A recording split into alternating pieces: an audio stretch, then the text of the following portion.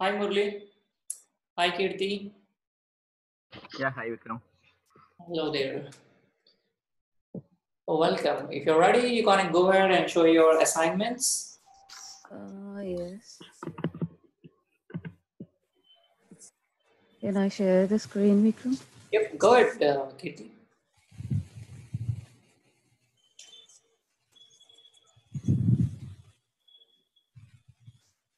Just a moment, Vikram. I stop sharing. Can you see my screen? Yes. Yes. So I'm getting the output. Mm-hmm. And I didn't show you yesterday, right? This is my project actually. I'm getting the output and I've created a JSON link and used it. Okay. Can I? This is my code. Okay.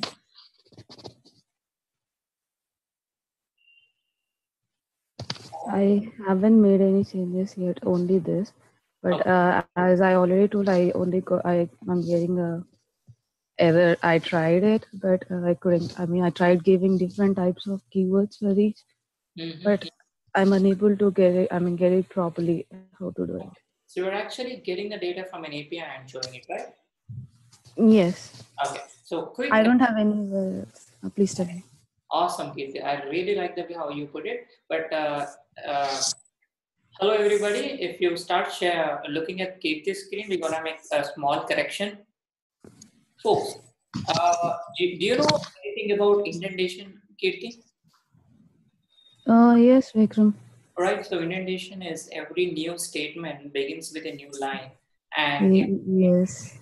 yeah, the statement is nested, then you do, you either use a space, a double space, or a tab, it's an individual choice. Yes. So I believe you have used a tab in here. Okay. Yes. So now take a look at the code and the way you are doing on line number 22 to 23. Do you think that's again a new statement or a continuation of an existing statement? So No, actually, it is a continuation of the new statement. The thing is, by using this, we don't have to use this. I mean, this is just like we are getting the what is that statement in console just for us to know that we are getting the data. right. So let me take a quick control and let me highlight the things where you didn't pay. Okay. Okay. So this indentation part can be here. Okay. Okay. And this whole thing can be on the same line. I have seen few people use it with a space, but you know what? I always have a thumb rule. Whenever you do not have a curly brace, your statement begins here, your statement ends here.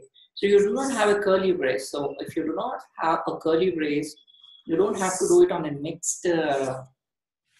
You don't have to provide a space. Yes. Yes. If you are in a project, Kirti, and if you're not properly indenting your code, any senior developer can make out that you do not have an experience with the code. Yes, Vikram.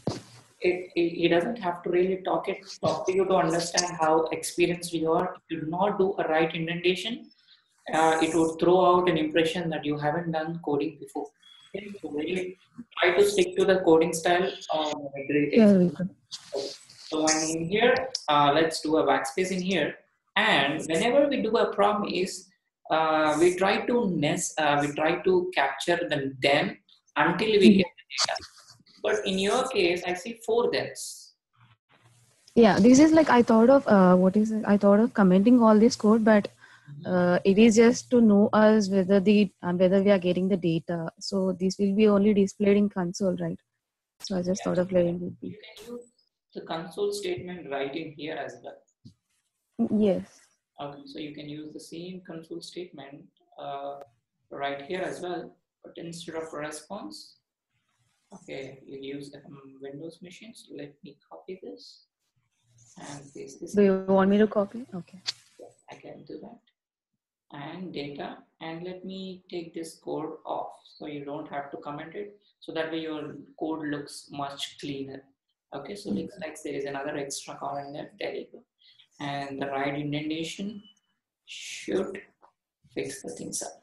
Okay, so this has to go all the way back to where the component is created. Okay, so this C and this indentation part should go. There is no space for a function call. I prefer not to because it doesn't look nice to have a space. Yes, yes. And, that's all. Awesome. I see that you did what you're supposed to do. Okay. And the only part is the error. That What was it again? the only part is error. I'm getting this. Okay, we'll take a look at the error when everybody is ready and looking at the screen. Okay, so and another thing I want to look at your code is, can you go back to the code? Yes. Okay, so in here, do you understand what we are doing in here? What is happening? Yes, it is like yes. The thing is, we are getting the response here from the link we have provided, and we are converting it into JSON response. And the data which we got from that response, we are assigning it to the dynamic values here. We are setting the state to the dynamic values, which is data.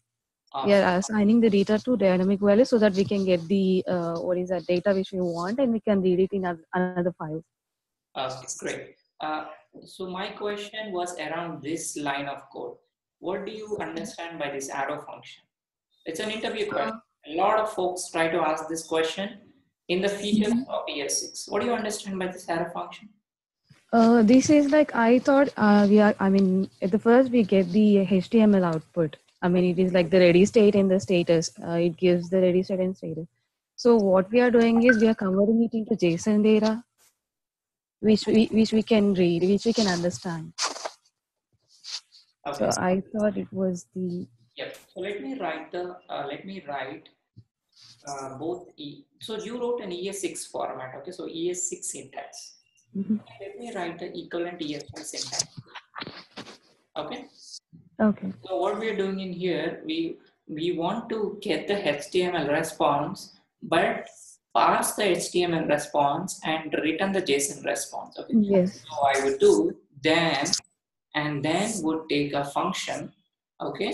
So this function, and this function has a HTML response. Okay. And this function takes the HTML response and returns the HTML response part dot the JSON part of it, not the whole HTML response. The JSON part of HTML. Okay. So an arrow function would try to decrease your number of lines of code. It avoided using a name this few characters called function. You do not see a function in here. You try to avoid return in here. Or whenever you do an arrow function, it's a function, and right next to the arrow function is a return, and that return will go into the next statement. Yeah. Okay, so this is an ES5 way of doing it. So it's an interview question. What is the difference between ES6 and ES5? So I want you to do the same assignment, same piece of code. While I check for the other folks who are doing this assignment, I would like you to do the whole thing in ES5 and let me know if you face any difficulty. You should face a difficulty, and that's the reason we use an ES6 syntax. Okay, so quickly try to do the same thing in ES6. Do not use an arrow function. Okay. Okay, all right. Okay, thank you so much. Whoever is ready with your assignment, please. Murli, you want to go ahead? Yeah, yes, Vikram. Awesome. Go ahead, Murli. I think my code also looks same like that. If it looks same, you guys were working together? No, I find that in like Stack Info in that website. Like I seen an exact example in that, and it's nothing to be shy about, Murli. Even I do copy the code, but I do a little bit code. But try to change the variables, and everybody, and I would say everybody would do that. Mm-hmm. Where are you copying from? Where are you pasting is the thing you have to be aware of. Other than that, you can simply copy paste your code. Okay. Oh, okay. Okay, Murali. So Yeah. while you also do that, pay a a little attention towards what is going on in here. Okay. Sure, Vikram. Okay. So Murali, let me take a quick look at your code, and everything looks awesome. I really like. I think you are a huge fan of cricket. Yeah. Yes. Awesome. So be consistent. Try to be more consistent, Murali. Okay.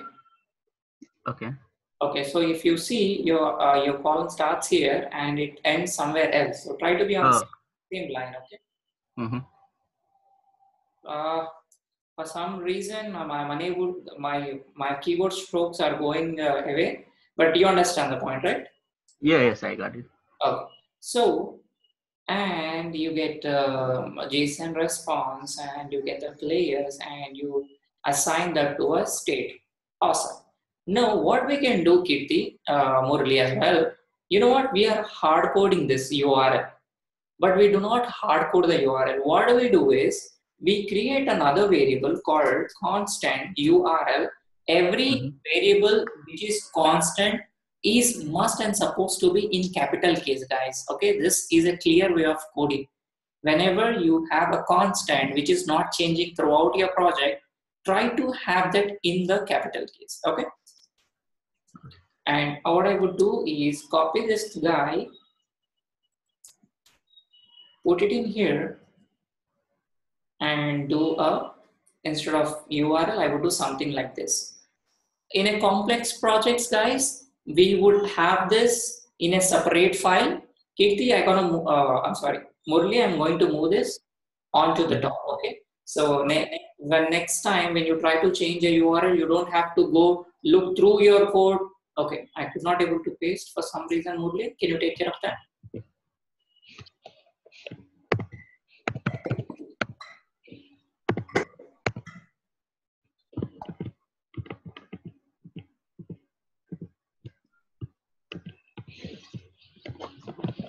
Okay, rest of the folks are still waiting to give you their assignment.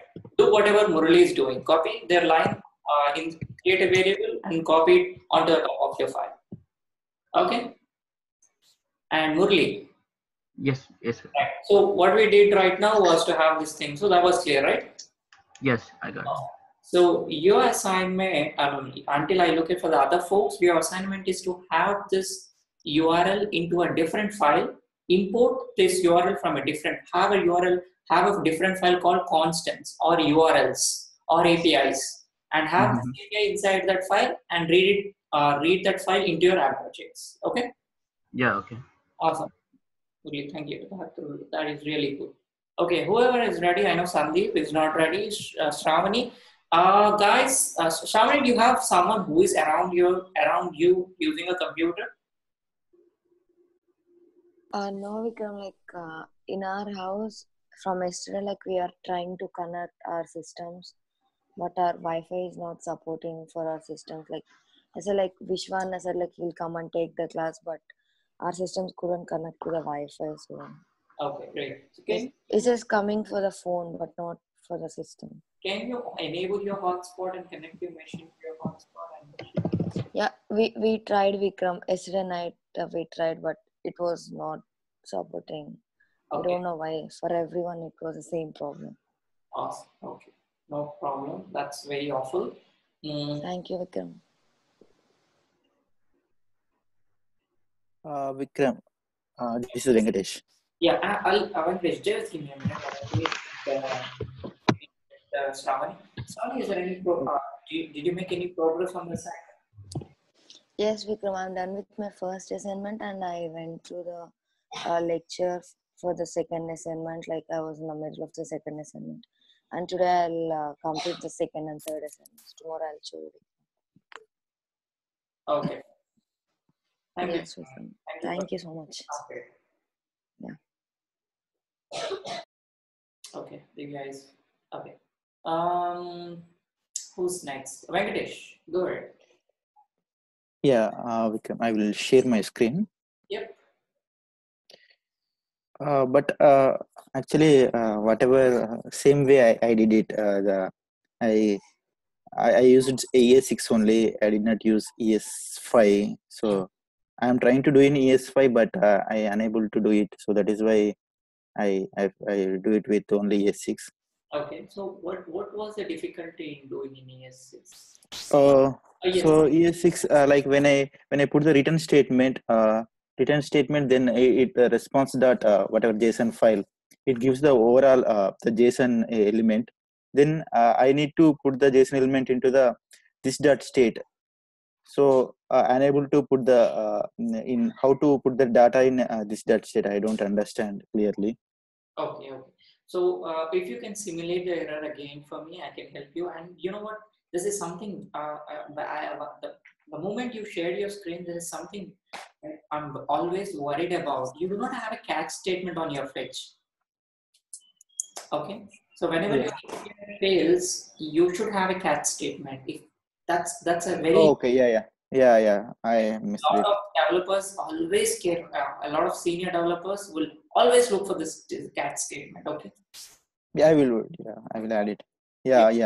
You always have to be prepared for how For to error, yeah. But handle. yeah. Yeah. And also I'm getting some error. I'm trying to fix it my error, but warning. So, but unable to fix it yesterday. So the Yes. warning is here. Each cell in array should have unique key prop. We're gonna discuss that in the class today, Venkatesh. A lot of folks having this error. I wanna generate this for everybody. I intentionally didn't solve this error on my project. We're gonna discuss that today. Okay. Oh, okay. All right. Thank you, Venkatesh. Vidisha, if you're ready, you can go ahead. And also, Vikram, can you? Yeah, I will do it with the ES6, ES5 again, like JavaScript. Then I will see the error. If I get any problem, I will While contact I you. look for the other folks' assignment, can you able to make it up?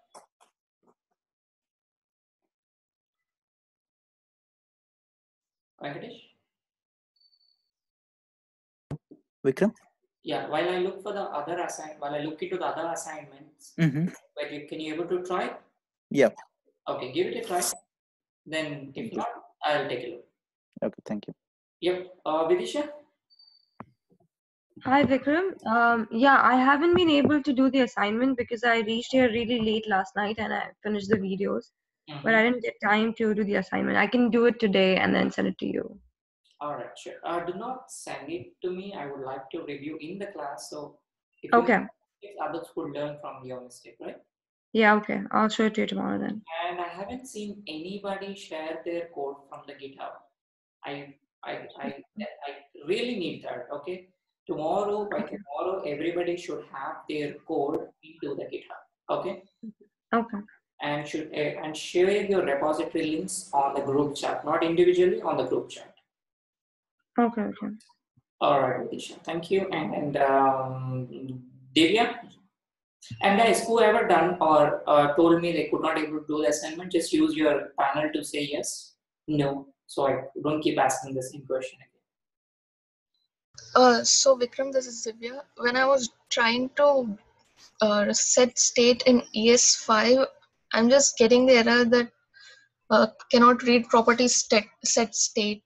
Exactly. You are supposed to get that. That's the way how ES5 works. So I wanted to do without the arrow function and I couldn't do that. But apart from that, I could I could make the output in the console window. Okay, Divya, let's take a look. Venkatesh, if you can stop sharing your screen, Divya can start sharing her.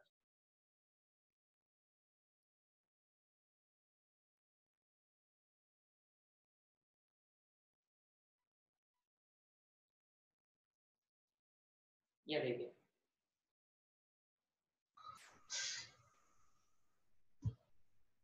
Divya, you want to share the screen? Oh, yes, I'm doing. Okay.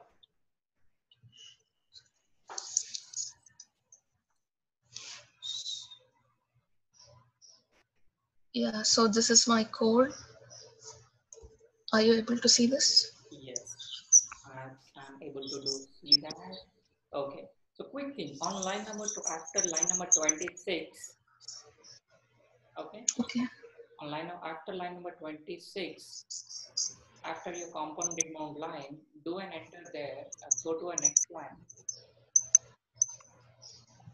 and say let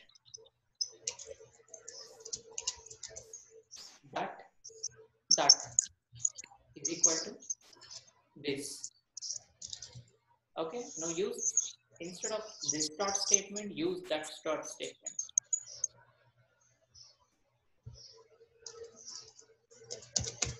Now give it a try.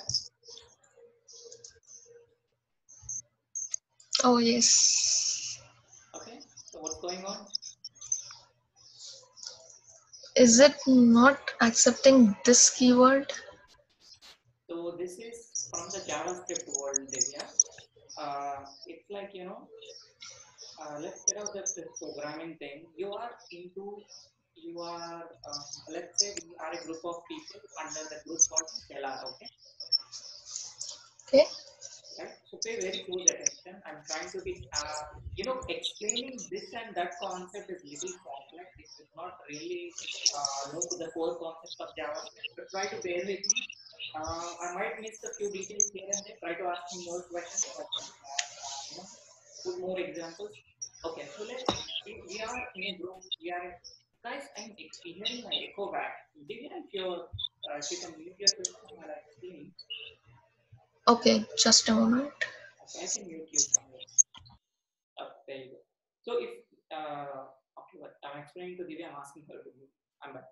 Okay, so Divya, we are in a group called Stellar. Okay, so every person in our group, whenever he says or she says we, then we becomes the group we are, right? The we becomes the Stellars. So there are a bunch of people and they are into a group called Stellars, and anybody of them would say we, then that becomes the whole Stellar group, right?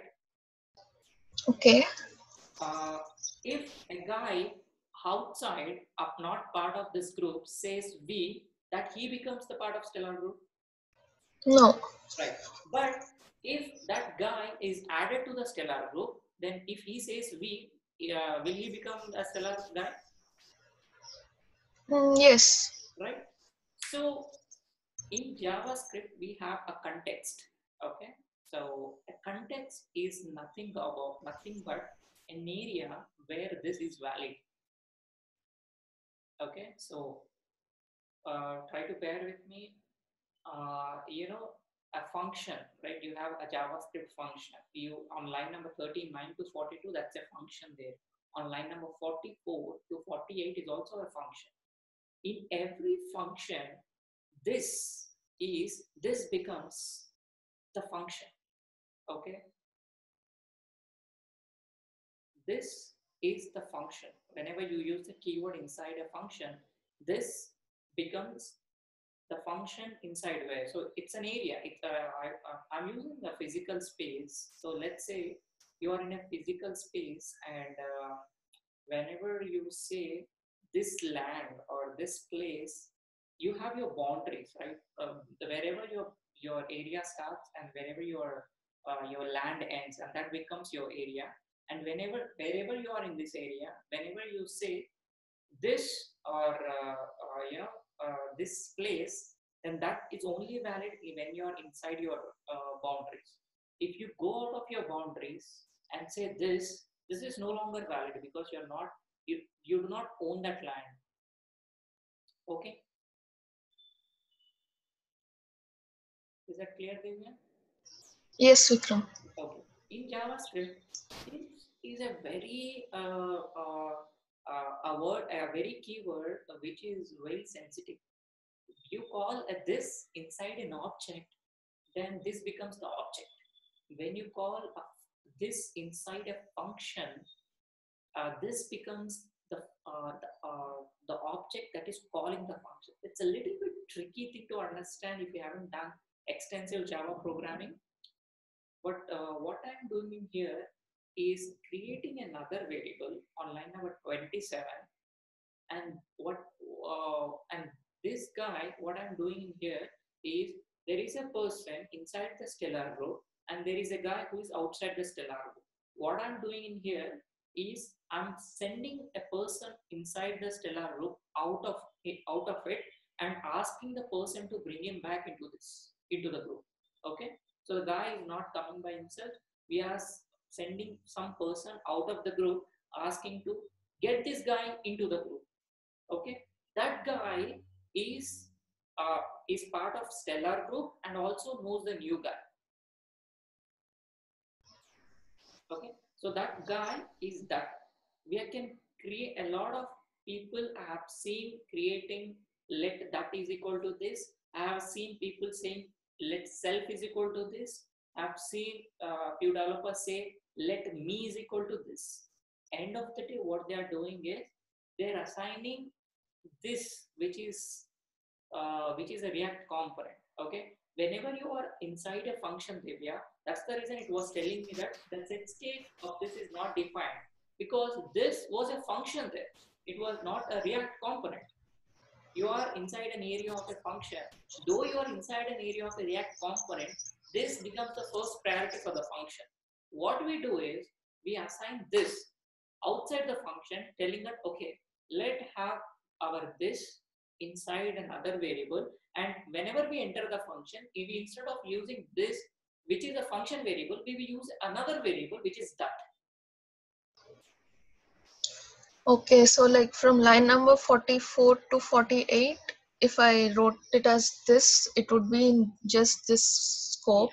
That this becomes the function, okay? But if you want the React component, and this, the whole idea of doing this is called binding. If you are into JavaScript classes, especially into ES6 classes, definitely the trainer would have told you about binding.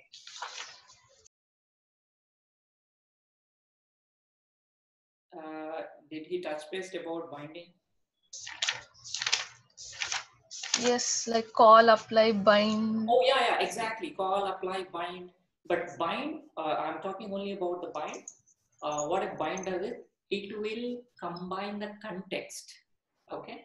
So in here, what we're doing is, be very clear, guys. What is the difference? This is an interview question. What is the difference between ES5 arrow function, ES6 and arrow function, and ES5 syntax of functions? Okay. So the answer is ES5 as auto binding. Okay, ES5 as auto binding. This is a little bit conflict. Always the latest versions would have the auto thing, but the previous version, excuse me. So the previous version, ES5 as auto binding. Okay, what I mean by auto binding is you have to do all this stuff. You will have to say let that is equal to this in order to pass the variables here and there, everything. With the latest ES6 syntax, you can do an arrow function. So you don't have to create another variable, assign that context into that variable, and do all that kind of stuff. All you can do is use an arrow function, and that would bind your context. The arrow function makes sure that inside an arrow function, this is also a React component. Okay? Okay. Awesome. Did that resolve your issue, Divya? Yes. Okay, so folks, whoever has completed showing their assignment or had an excuse to show their assignment, please use your panel to say yes.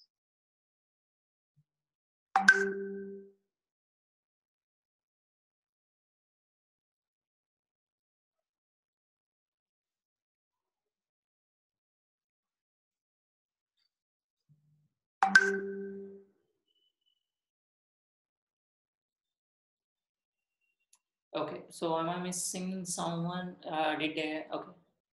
So we went over everybody. So Kirti, if you are ready, did we resolve the issue about this ES5 syntax?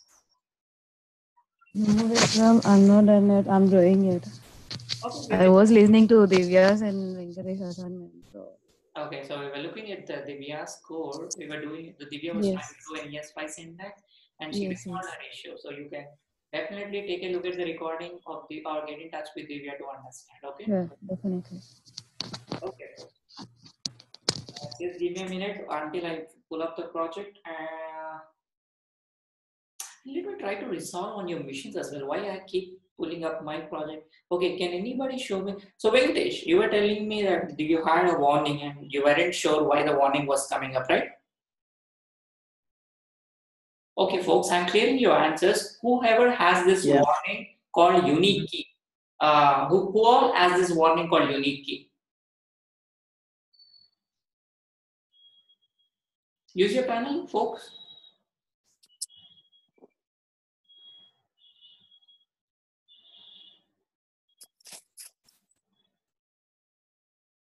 You know what? I'm really loving this class, guys, because everybody are on the same page, trying to do the same thing.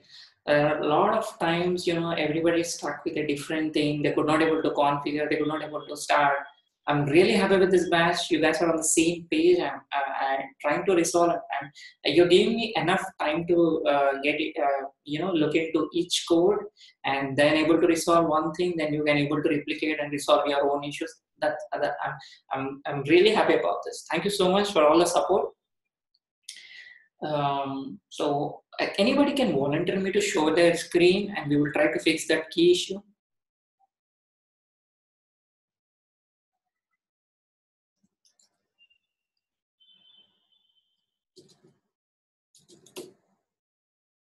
Come on, guys. I always. Can I? Yes, absolutely. Anybody.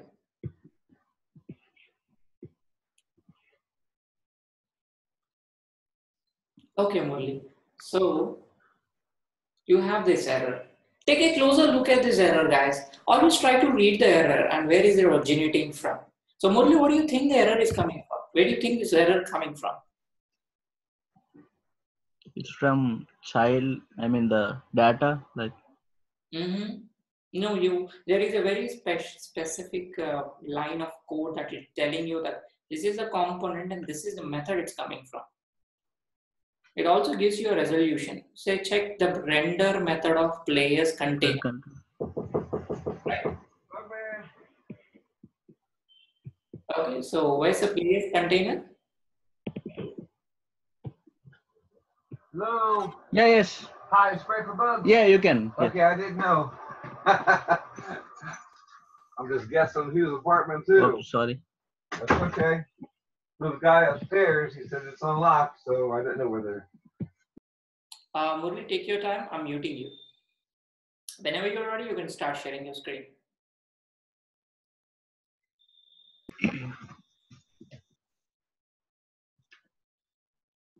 Yeah, this is player's container. This is the error it's throwing in, right? It's saying that what we are doing in here, go back here, try to understand the error again. It says each child in an array. Do we have an array here?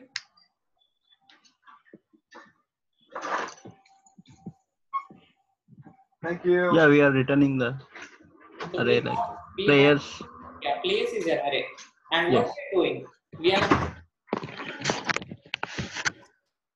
Okay. Yeah, are you good now? We are iterating the each player like. Okay, so We are getting the. iterating over, we are going over each object inside an array and trying to generate a view. And we were talking about the VDOM. Do anybody remember what was VDOM? It's the copy of the original DOM, and whatever we made the changes, it just patch up with the original DOM. Right, it only makes copies the changes, right? Yes. But what if, you know, it try to patch the change? That should be good. What if you have hundreds of children, okay, on your real DOM, and you have the VDOM would obviously have those hundreds of children as a copy. And whenever you try to make a change on a child, you know, I'm talking about a very similar child. In our case, the player details is a very similar child. If you go to your Chrome debugging tools and try to inspect on your React tab, you would see player details, a lot of components, right? Yeah. Yes. Okay, so how do you think the VDOM should able to relate itself? So if they have 100 children, trying to change one child, and the VDOM should supposed to make these calculations against the real one, right? Yeah. But the VDOM is smart enough to do this. but it is not smart enough to understand which child has been changed, because every child is one and the same. It's the exact same thing, right? So we need to provide something very unique to each child. Getting Murli? Yes, yes. We have to provide every child should have something very unique about it, and that uniqueness will make sure that okay, the VDOM would understand, oh, looks like the second child which has let's say each child will have a unique ID. The ID 2 has been changed. Now what I'll do is I'll go from real to the real DOM wherever this child which has an ID 2 is there, then I'll try to only change that particular child. Okay, but it's not smart enough to have this numbering by itself. We have to provide this numbering to each child, and in here we use a concept called keys. This is another interview question. Under interview question, what do you understand by keys in React? How does the keys help in rendering VDOM? A key is nothing but the way I would start is, whenever we are generating views, iterating over an array, we are generating exact same copy of views. The VDOM is not smart enough to understand whenever we try to make a change on a particular child, it's not smart enough to apply this patch to the real DOM, because every child looks one and the same. In order to mitigate this, all we have to do is provide a unique key. Okay, unique key to each child, and that way VDOM would able to correlate or map, use the word called map the views from the real world, from the virtual DOM to the real DOM. Okay, so the way we will do that, Murali, I assume that each player would have a unique key. Can I have a quick look at your JSON?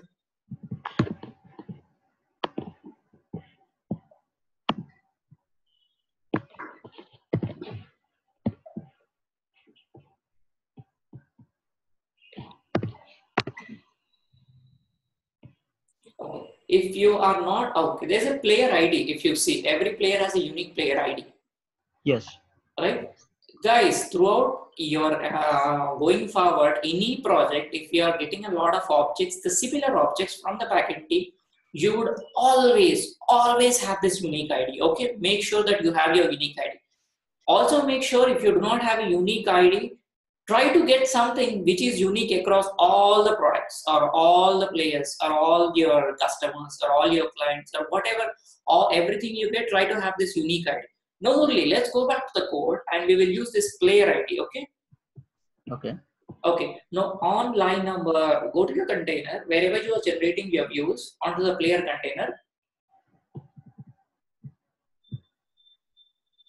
Okay. Right under the player details, after the player details, yes, use a word called key equal to curly brace. Okay, inside your curly brace, you can space there. Each player dot player. Copy this key from the JSON. Do not type any keys because we always mistype the keys. Yeah. Okay. Now give it a shot, Murali, and try to see if you still have this error. Oh, I got it. Okay. Yeah. Give it a refresh again.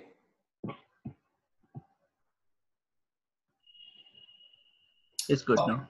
Oh, I'm sorry, it wasn't an error, it was a warning. It's a warning for using the alt key for image, alt property. When I use the image. Yeah, that's a different thing there again. You can use some decorative images, anything like that, or an empty string for that. You know, this, when your image misses, right?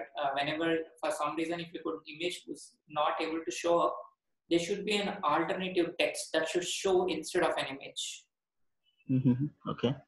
You can work on that. Just take a look. You should be able to fix that by yourself. Yeah, okay, sure. Okay. Okay, I'm clearing your answers, folks. Any questions until from yesterday's class? We have taken a very long time to review the assignments. I don't know how far I would be covering the subject today. I'll try my best to do it.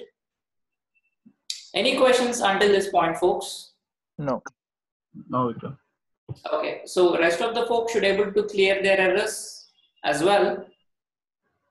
And you should also able to use your ES5 syntax as well as the ES6 syntax for fetching your data.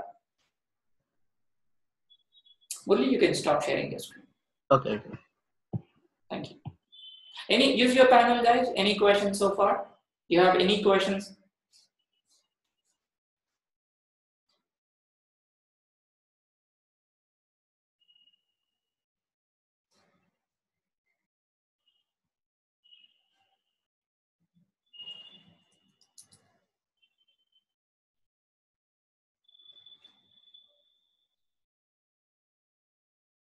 Okay, Udeshri and Vidisha. I'm waiting for your response.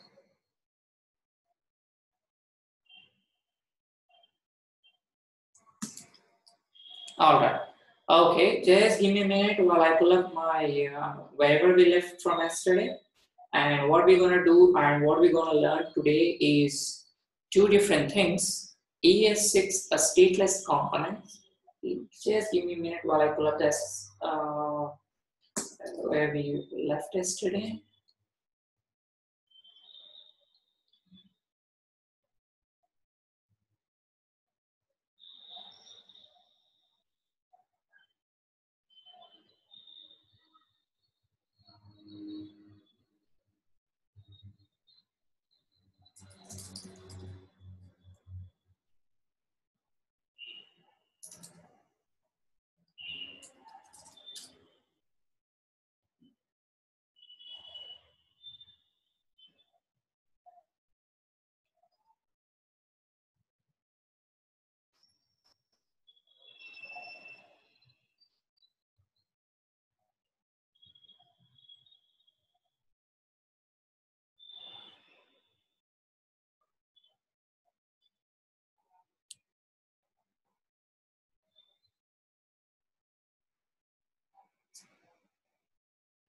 Vikram, I have a small doubt.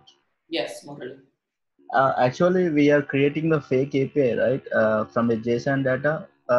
If we want to edit the JSON data, we have to create another API, or can we do with the whatever we created first API? You have to go ahead and with my JSON, you have to go ahead and clear your API and recreate another API. But there are multiple other online tools where you can retain your API but change the response. Okay. Okay. One more. There is one. I do not remember this. It's called.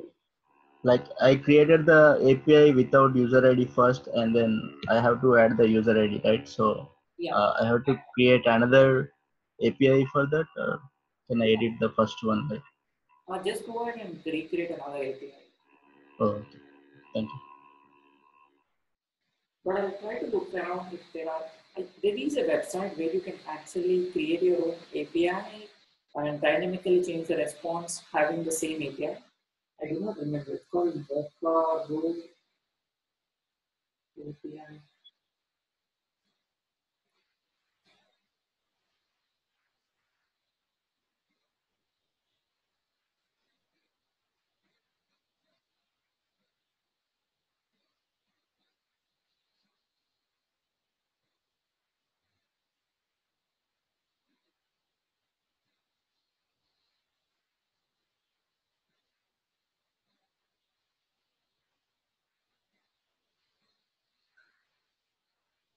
I'll try to look around. Yeah, try if I find something, I'll let you know. Okay. Yeah. Okay. Also, if you are interested, try to look into a database called Firebase. Okay, folks, it's a very interesting thing from Google. It was started as a private entity, then it was merged into Google. It's so good that you can able to visualize, look at the data as a JSON tree on the UI, and you can also able to see the data as it changes. It's a JSON database. Take a look. It's called Firebase.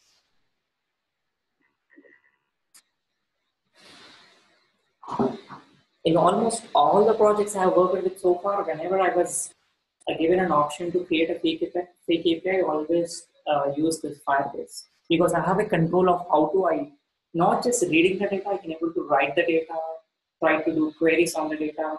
That's a very really interesting thing.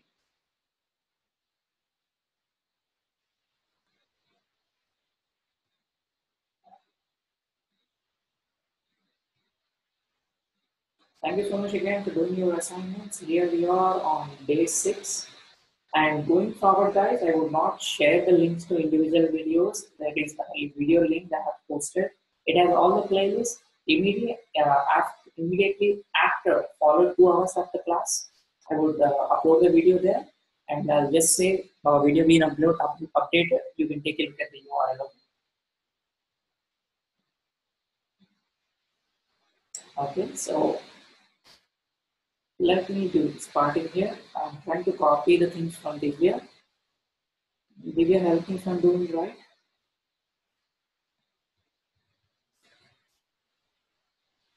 Change the this to that. Oh, I'm using an ES5, ES6.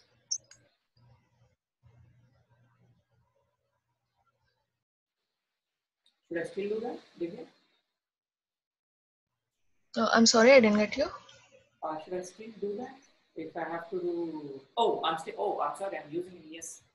Yeah. I'm really sorry. I have to do. You know what? Let me do self. We always go to the one word.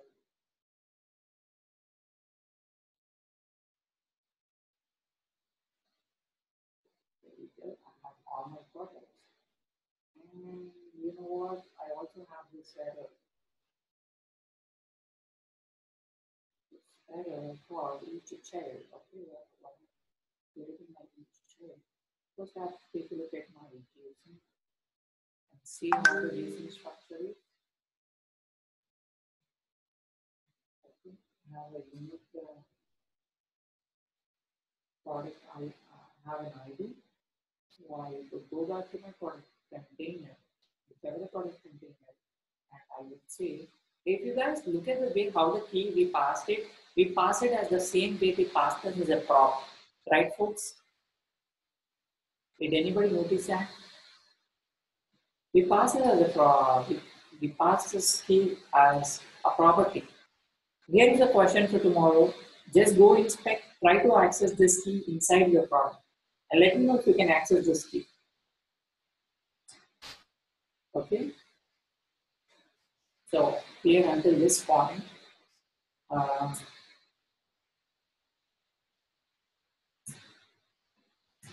okay. Now we'll try to locate ES6 stateless components. Okay. It's not always, folks, we need to have a state inside our component. Do you think in my current situation in the product container, do we need a state in here? Do we have a state in here in the first place?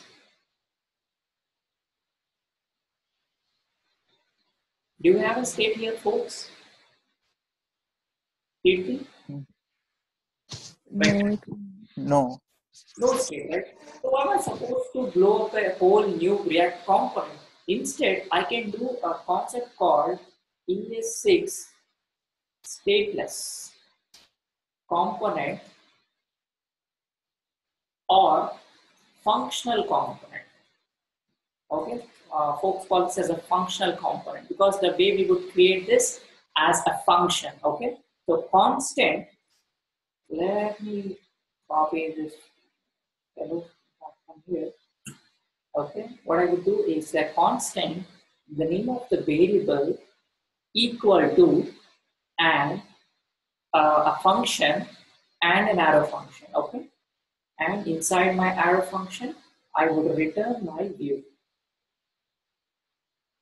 And this is a very simple ES6 stateless component or a function component because we are using a function in here to generate the same component. Constant, product container, a function, and a return. This I've been telling you, okay, every React component must and should have a render function. Do you think, do you still see a render in here? No. Or what's going on there?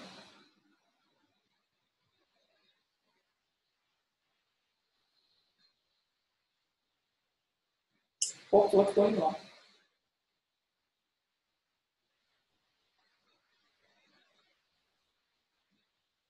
Behind the hood, guys, behind the scenes, whenever we write an ES6 syntax, it's converted into ES5 syntax, and the render would be automatically added into the component. Okay, even though we do not use the component container React anywhere in here, we still have to import that React in here, because you know what?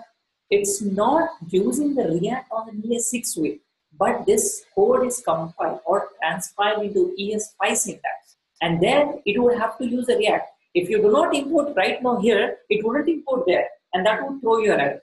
Okay. So this is another interview question. What is the difference between? Okay, let's try to understand why we have to use this ES6 stateless component. The first and the foremost thing is whenever you do not have a state inside your component, then we use a ES6 stateless component. Okay, the first and the foremost thumb. When you do not have a state inside your component, when we use a ES6 stateless component. The second rule, it's a combination. Actually, it's a one rule. I'm putting it in two different statements. Whenever your component completely depends on the properties, there are two pieces of information inside the component. You have a state, but if you do not have a state, what is another way of getting the data? It's only properties, right? Any component that completely depends on the properties sent into it from a parent component is called an ES6 stateless component. Okay, and the way we would get the properties into this component is this component is called as a function, because this is a functional component, and the functional component will have an argument, and this argument is called props. It does not matter you say it as prop, you can say anything you would like, but it makes more sense because the data is sent into this component as a property. Okay, but inside we would just go ahead, instead of doing this, because this is no longer a React component. Though it's a React component down the line in ES5 syntax, it's not a React component. It's a functional ES6 stateless component. Though, yes, it's a React component, but not in an ES6 mode. Okay, so what we do is we avoid doing this in here, and we read the data from the props. So props. There's no more of this, because we do not. When the reason we use this, because we have a lot of component life cycles, and each component life cycle we have to call this dot props, this dot set state, this dot the function name of the function calling, etc. But if you do not have any component life cycles, there is no need for this. Okay, and give it a little refresh, and you can see my UI up and running without any error. Okay, so all I have did was to cut down a lot of code using class, product container, extends React component, render, but all I have to do is constant product container, a functional component, and a read. Make sense, folks? Yes, Vikram.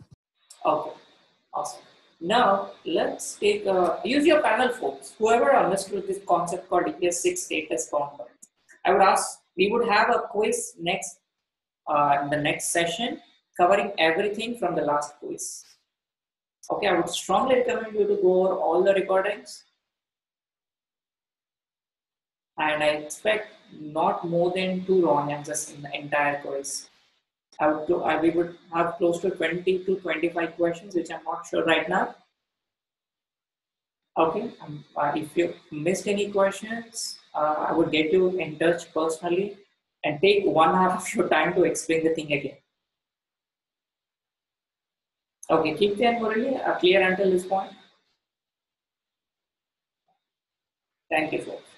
Okay, so this is about the ES6 stateless components. Sandeep, why do we use an ES6 stateless components to thumb rule?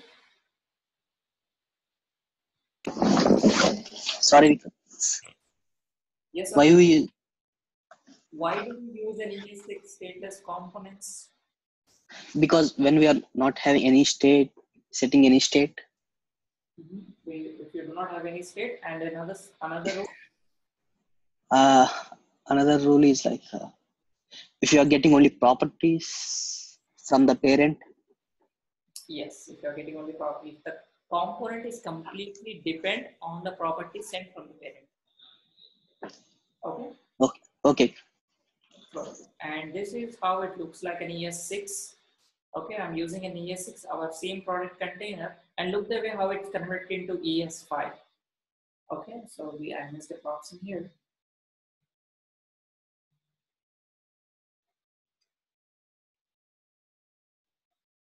So look at the way. On the left side, you really do not have a React anywhere, but on my ES6 world, I somehow get React. So this way you understand, right? Even though we do not use that React in the current file, but we still import the React. Okay. And then going back in here, we do see that you really get a React on the ES5. That's the only reason we use importing the React. Now I'll go ahead and try to clear this things up in here. And that should make some clean code. Remove the comment part because the team already know what an ES6 stateless component is. And let's try to work on updating our search bar. Right now, guys, there are two things in React, okay? There are controlled components, there are uncontrolled components, okay? In React, we have two type of components, controlled components and uncontrolled components, okay? I want to update my search bar, and you can see as I update my information, the search bar is reflecting whatever I type inside my key. Okay. How do you think I get the information, whatever I type my inside bar input into my state?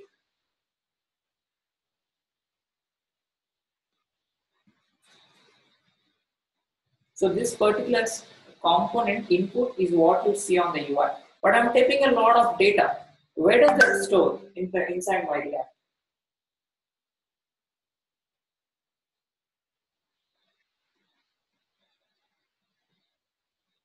I think you need to set the state in a search bar component, Okay. like data. Okay. So, Venkat, you're right. So, yeah. what we are doing in here is called an uncontrolled component because we are not controlling the React tool what it has to show and what it does not have to show. Okay, from the React tool, we do not have a control. This component has its own state. This little input has its own state and it's updating its own state, and we do not have an access to that state. Okay, this is an uncontrolled component. Let's look at the controlled component. Whenever we have a control of this component, we use a value. Okay, so the value will input some data into this component. Okay, save it, and you can see on my UI some data is reflecting. But I cannot. Can somebody try to take the control and try to enter the data on my UI? Vidisha, take the control. Vikram, my battery is running low, and also I'm on the school computer, so let me fix that first. Sure. Shravani, if you're connecting from the phone, I don't know. Udayashri?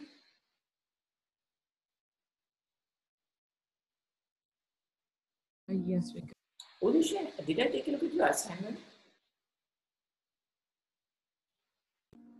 No, Vikram. Actually, I have a few doubts. I thought of like asking you after the class. Okay, let's catch up after the class. Okay, take a control of my UI and try to type something on my input text box.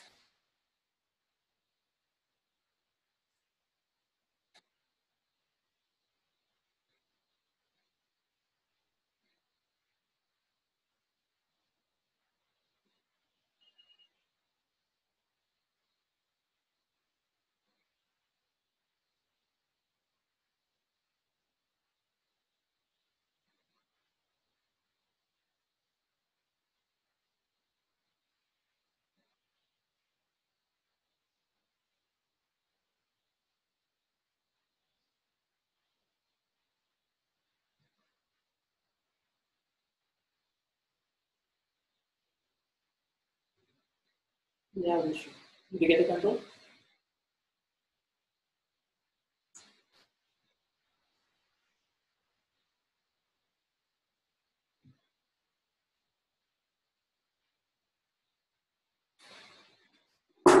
Can you able to type?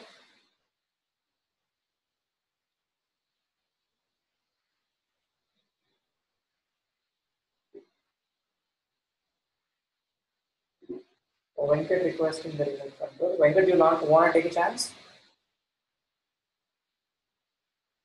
Oh. Guys, wait.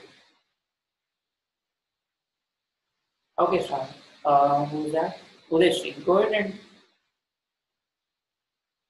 type something on my search bar. Can you able to type?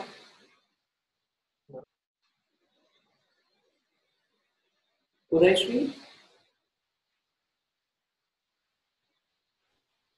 Try typing into my Atom window. Udeshri, you're on mute if you're talking.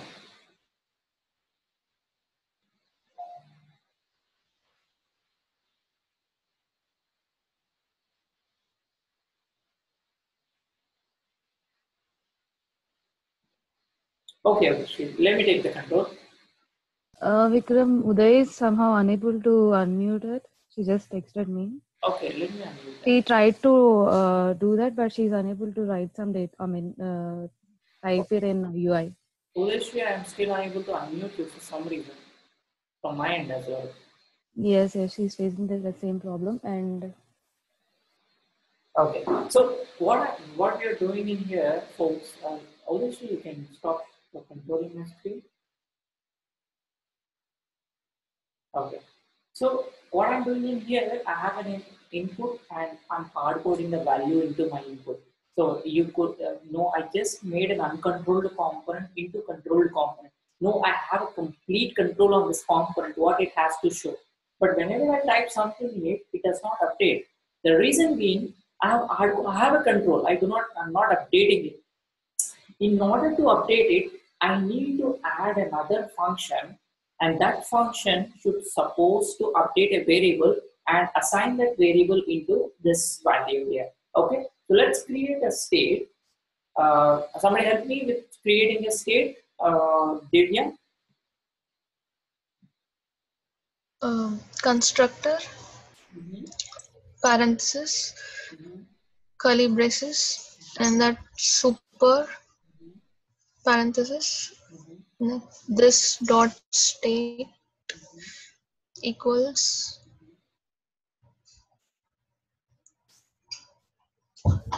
Curly brace parenthesis. Curly brace, right? yes. Okay, and let's say our search string. Okay, so this is our search string, and initial value of this search string is nothing, right? And Venkatesh, how do I access my state variable in here?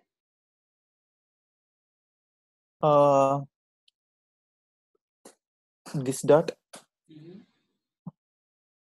state dot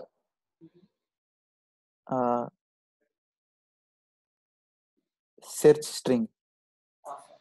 So if I put something into here, the UI would reflect the data what I'm showing on my thing, right? No, I have to change my search, update my search. That way I can able to update. So what is the quickest way I can able to update? As I type, I should update my search. So I'm typing, but it does not update. So what do you think I have to update? I have to update my search string, right? So I need to update my search string. So the way I would do that is to do a set state every time a keystroke occurs. So I'm adding another attribute in here. This is the first time, folks, we are using an attribute on an input value. We were trying to pass the properties as a data, but we never added a method to this component. What we're going to do is add a method, and this method is called onChange. Okay, and inside onChange, this method is called every time a keystroke is generated, and this method is called with an event. Okay, And this event can be a mouse event, this can be a keyboard event. Let's look what kind of an event is it, and an arrow function, and let me console log what kind of an event is it. Okay, instead of console logging, what I would do is I would ask create another function. Okay, and what I would say is this dot handle search. Okay, search input, and I'll pass away the event which I'm getting it from the keyboard to this function. Okay, and I will create a function, and that function goes in between my component drive cycles anywhere, and that function will take the event. Okay, so this is just a JavaScript function. I will go once again on everything, bear with me, and inside my handle search input, I console log the event. Okay, now let's take a quick look and see what's going on as I type on my input search bar. Okay, console log, clear everything, and as I type something, I'm putting in another G, and you can see there's an event that has been generated. Okay, let's take a closer look what the event has. It has a handler, okay, which we are not interested in. It also has a target. This is what we are interested in. We are interested in the synthetic event, okay, and this event will have all the information about the particular event we generated it. Okay, what kind of an event is it? When did the event occur? Everything it has. But we are interested in a particular thing inside our target, and that is the value. Okay, so I would say event dot target dot value, because the value would get me whatever the user typed inside my text box. Okay, giving it a refresh, clearing my console log, and as I type in G, you can see that my UI has reflected saying something with an extra G in here. The next time I do a keystroke with a U, it's reflecting with a U. Okay, I'm getting this input from the UI. What am I supposed to do to reflect on the UI? I'm sorry, I'm getting this input from the input box, but I need to update my input box. What am I supposed to do in here, folks, to update my input box with whatever user have entered? So I have this information of what have the user have entered, and initially my the search string is something. Okay. Now what am I supposed to do to update the search string with whatever the user have entered?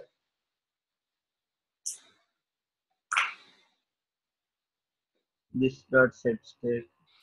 Okay, so this dot set state. Event dot target that one.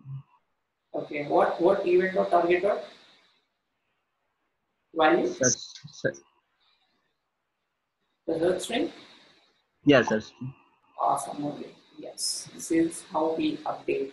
Okay, let me clear something, and now you can see as I type it's reflecting, and you can also see how the events are being generated, and each event will have its own thing. There's another interesting thing happening. Okay, let me take a look. If I enter Divya, if I enter the first keystroke is Divya, okay, so G, and that triggered an event, okay, with a payload of D. But if I do another event, I, the event will not only trigger for I, the event would trigger accumulating its previous state also, okay, I. So now look at what's how the event has been triggered. The event has been triggered using DI, okay, and so on and so forth. I can do, and I keep going in. So let me clear this thing up and show you. Okay, so 1, 2, 3, 4, 5, 6, 7.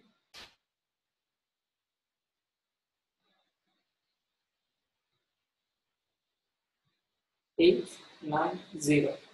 Do you get the pattern here?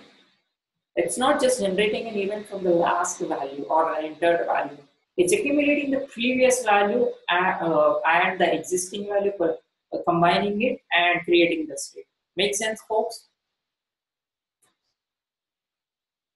Yes, Vikram. Awesome. Okay, so I'm doing a search string in here. That's really cool. Our part of the assignment today as well would be create a search. It does not have to be a search. Create any text box. Try to enter the data into the text box. Okay, and we'll store that value inside your state. Okay. The key thing to remember is event.target.value and on change. On change would trigger an event, okay, and that event we use an arrow function to pass this event to a different function. Remember, whenever we create a function, this function is created inside this React component. So what we do is always this dot this function name. Okay, the same way we do is this is the React component, state is inside the React component, right? In the same sense, this is the React component, and the handle search input is a method inside our React component. Make sense, folks? Use your panel if you have understood what a synthetic event is.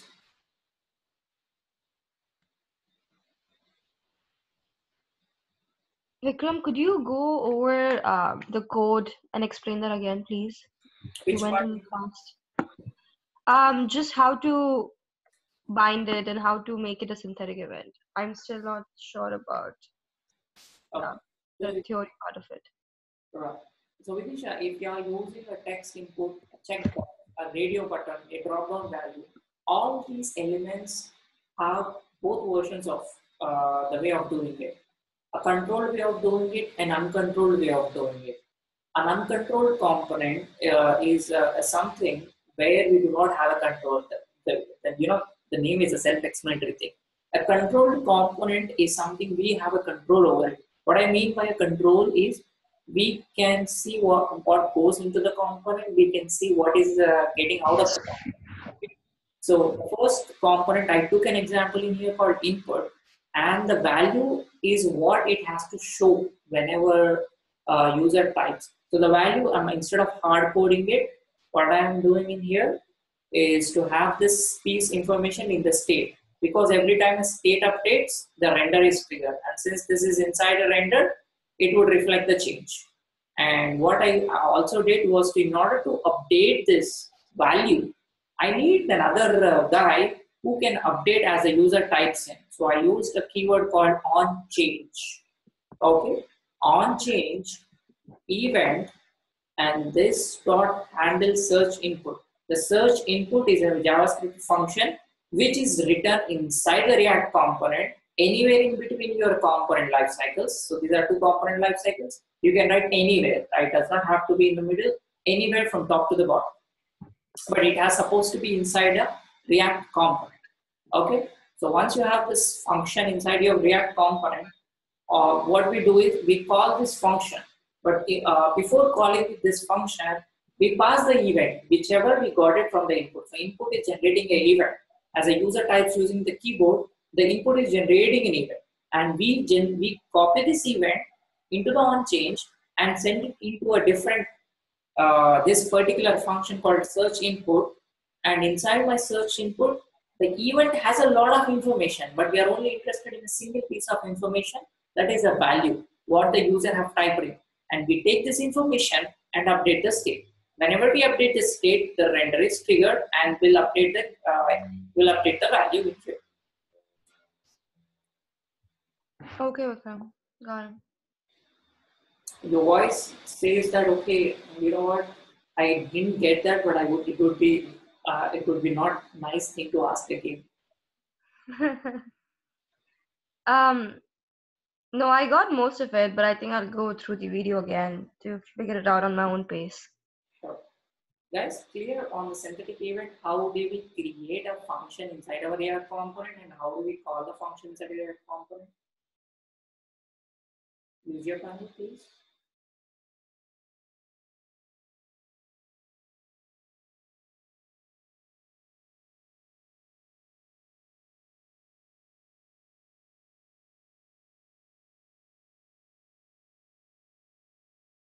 Awesome. Let me clear your answers here. And let's go trying to do something where we can pass functions into our product container, where we can able to click an add button in here, and that would add to the cart. Okay, I do not have a cart right now. I will show you on the console log. After this session, I would add the cart, and tomorrow we will see the things visually on the UI. Okay, so let's give it a little inspect and oops.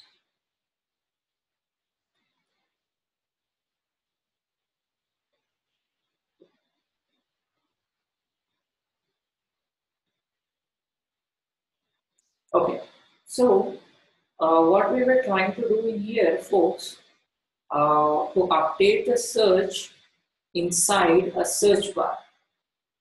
Now take a look, before we get on to adding this little functionality on adding to the cart, take a look at the search bar. Where is this information stored in right now? So every component has own state. I want to get this information to the app. How do you get this? So if you take a look at the way how the React application has been set up,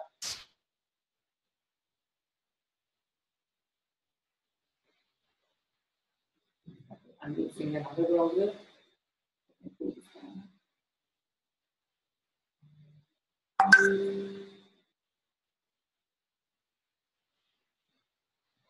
Okay, wait a minute, and React. So until this point, folks, what we were doing is passing the data from a parent to a child. How do you pass the data from a parent to a child? Sandeep? Yes, Vikram. How do you pass the data from a parent to a child? By using extends class. How do we pass the data, Sandeep? Pass the data Like, from a parent to a child. oh, this dot. No, I'm not the coding part. Like Props. Divya, I know you have did it. Let Sandeep answer the question. I would definitely take your name. Yeah, Sandeep. yes. Proper. Using props. Proper. Divya, see what did you do? Okay.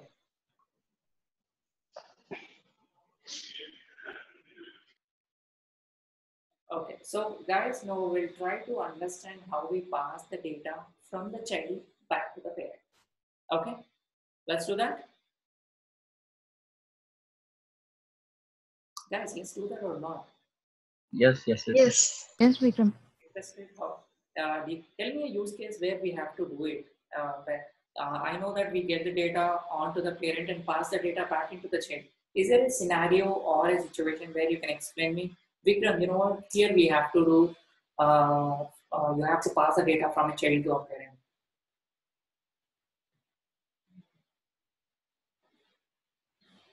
Think. Any application you came across?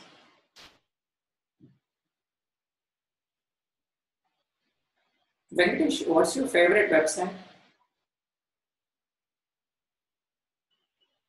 My favorite website is No, don't tell me GitHub is hack out for all that. Okay, just no Cricinfo. I always used to see that one. Cricinfo. okay. I'm not a huge fan of cricket, but I assume that does this have any latest update on it? Is it a score website or something like that?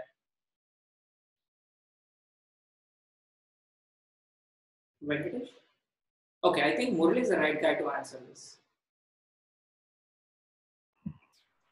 I don't have any favorite. I just go through Google, whatever gets first, I go into that. Okay, so you have any clue about this Cricinfo website, Murali? Yeah, we can watch live cricket, live scores in Cricinfo. Okay, you get a live score. Folks, let's get this Crick Info website. I don't know how the Crick Info looks like. I don't want to show it on my screen as well. But let's assume that I believe you have individual scores for, you have separate score for each over, and then you will have a score for the overall, whatever the map, how, like the, until this point of time, what is the total score, and you'll also have the score for each over also, right? Yes, sir. No, So it's updated like every 1 minute. Like if you take the any score, it updated for every 30 seconds. 30 seconds? 30 like 30 or 50 seconds. Is it ESPN? Like if you see the any live score. Right. Is it ESPN Crick Info? Yeah.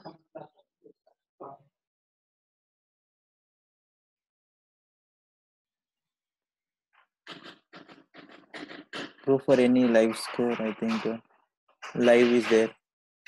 India A versus England. I'm looking for a scenario where I have to read it.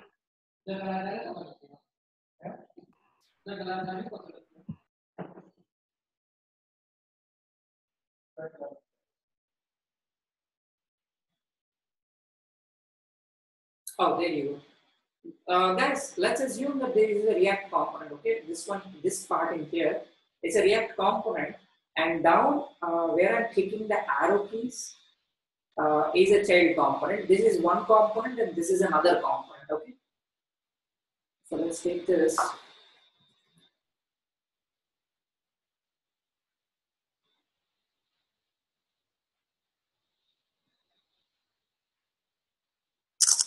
Okay, so let's assume so this is one part of your component, folks, and this is another component. Okay, and these two components are nested inside a parent component. Let's say this one in here. Okay, so this is the whole parent component. Okay, make sense? Now let's take an example. How does it's updating a child component? I'm changing changes from here on a child component, and the changes are reflected on a different component. There should be some way the communication is happening, right, Venkat? Yeah. No, it's not like, you know, I have a parent and sending down the data. There's also something happening here. I'm trying to do a child any interaction in here, and that's treating that interaction event to a parent, and that's changing a part of the parent as well. Okay. In React, what we do is, in order to pass the data from a parent to a child, we use props. In order to pass the data back from a child to a parent, we use callback. Okay. And let me take a look at, let me show you what I mean by a callback. Okay. On app.js, let me create a string called search string. Search string. And this is an empty string. And guys, help me to pass the search string into my search bar. How do I pass the data from a parent to a child? Let me take, why Neha is not attending the classes? Okay, Divya, can you help me to pass the data from a parent to app.js to a child? Search bar. Yeah. Yes, you need to give the property name. Okay. Let me give the same property name. Will that work?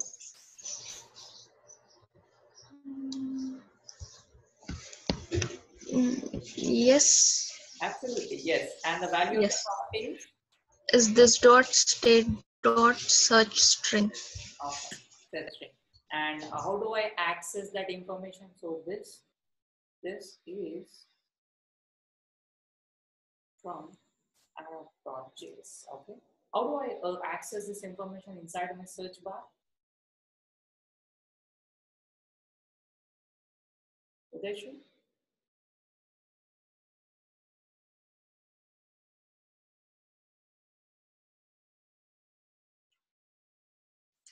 Vidisha?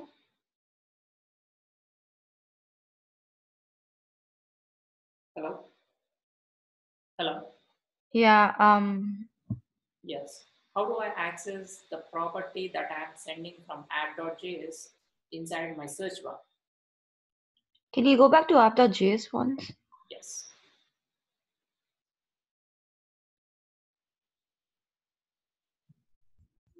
You could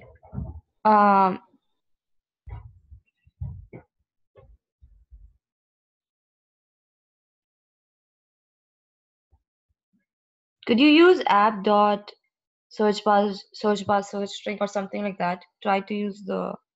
I'm not sure. I'm just trying to think about We this. are passing a property, and how do we access the property inside my search bar? So this is a parent. I'm passing this property into my search bar. This is my search bar, and this is the property name, and this is the property value. How do Oh, I? Yes. we make child components, and then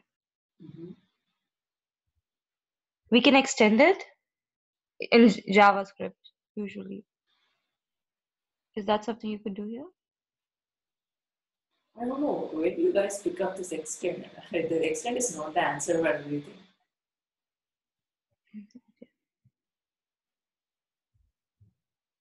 There's somebody also answering an extent thing on the properties. Extend is creating the component, folks, and we are done creating the component. We no longer have to extend anything. On my left, Vidisha, have you done your assignment? You said you were late yesterday and you are still working on it, right? Yeah, I haven't done my latest assignment.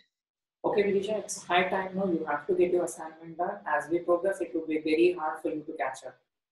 Yeah. Yeah, I have to do the last assignment. Yeah, I'll do it.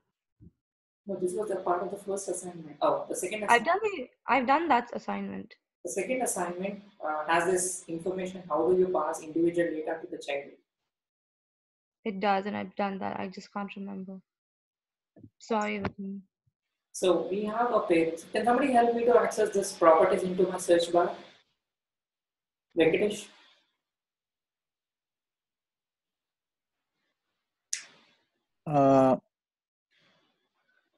You need to give an input element. Mm-hmm.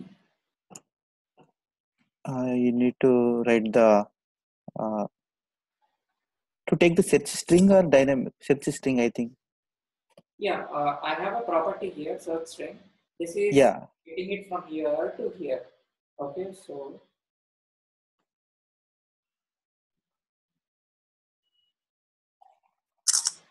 okay. Yeah, we need to do with the props only. Yeah, how do I access the props? So I have the props here. And now I have to get the props to here. How?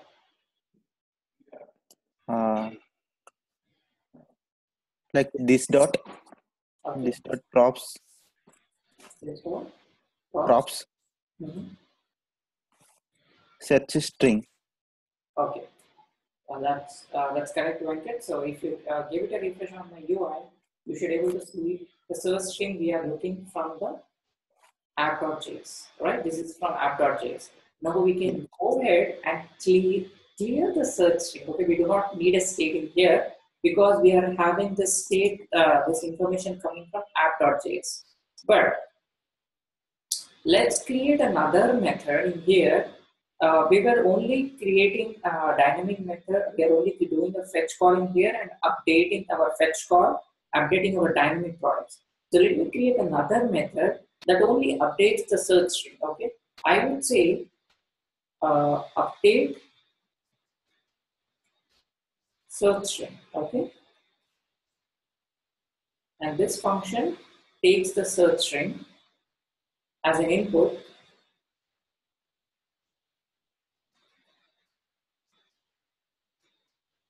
Okay, and then set the state of the search string with this whatever user have entered.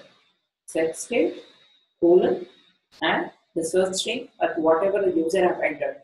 But this function I'm writing in here, folks, is this part of app.js. Okay, it's not part of search bar. But somehow this method has to be triggered, right? This method has to be triggered, and whenever user enters the information, this has to be triggered, and that information has to be updated inside my search string. Okay, so I pass the method as a property. Okay, passing the property, passing the data as a property. There are two kinds of properties. Okay, let's take an example. you have your children. Either you can give them money directly or you can give them your credit card. Okay, there are two ways. You can give them the money directly or you can give them the credit card. If you're giving the money directly, that's the data. If you're giving a credit card, you're giving them access to the data. Okay, access to the money, not the money by itself, not the data by itself, and access to the data. Okay, and what we do is update search string, and we also give up this credit card, okay, to the search bar or the search your first child, and what we say to him that, hey, listen, whenever you require or whenever you feel like need some money, then take the money from the credit card, okay, or your debit card. So we pass this function as a property. For passing the function as a property is something we do like this. This is the same way we did on change, a curly brace, a parenthesis, an arrow function. Okay, and we pass this. This is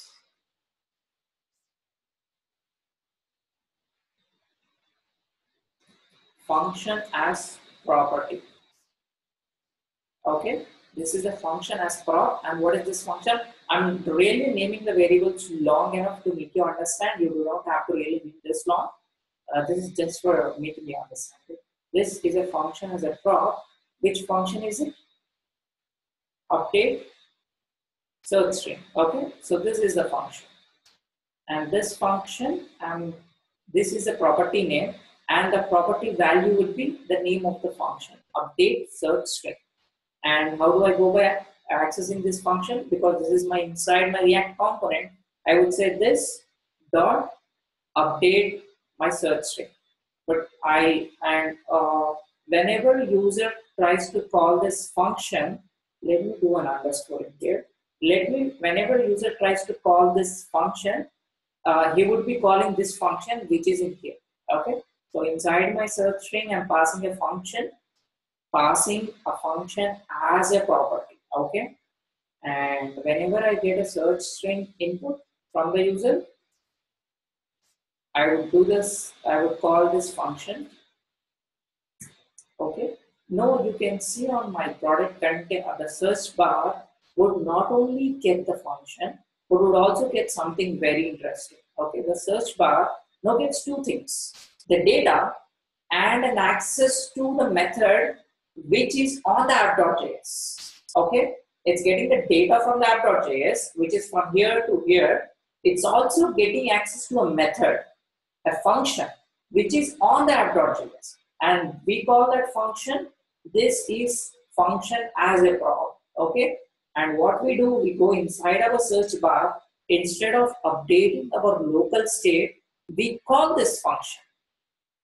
Okay, so we call this function calling this dot, this is a function as a prop. Okay, and what we do is, instead of passing whole event, we pass the value. Okay, and now you can see whenever I try to update the change of okay, so this is a property, right? So this is supposed to be not this is supposed to be this dot prop, because this is getting the function as a property. Okay, give it a refresh. We'll try to update it. Now let's try to update the data on my app.js. Take a look.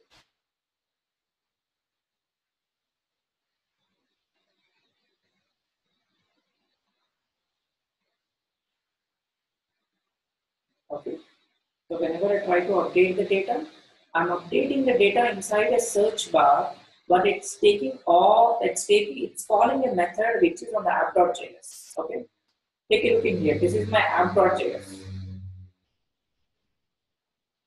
That is updated. Okay, let me break in here for any questions. I think this is something was little harder to understand. What I will do, I will break in here, ask you to go over the recording once again. If you do not understand, we will repeat the same thing tomorrow.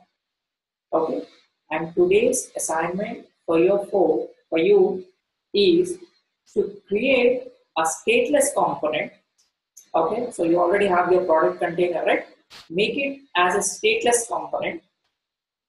And the second thing, pass the data, pass the function, create a function on your app.js and try to pass this information, try to pass this function to your children. So whenever on your child, whenever an action is made on your child, try to call a function on your parent.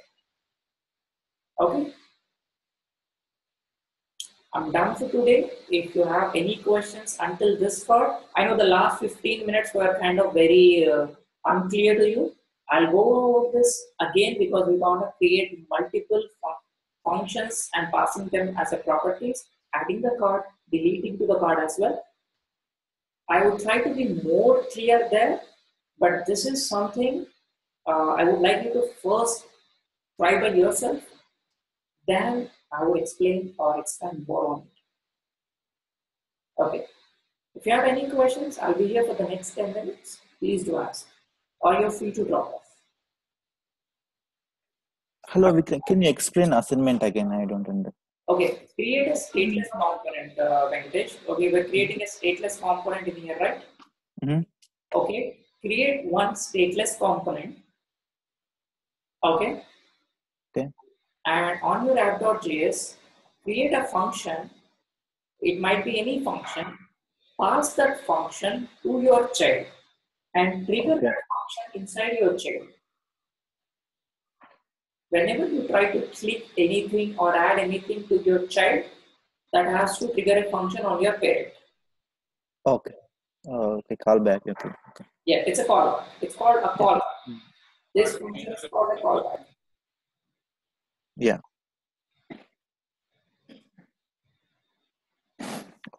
Okay.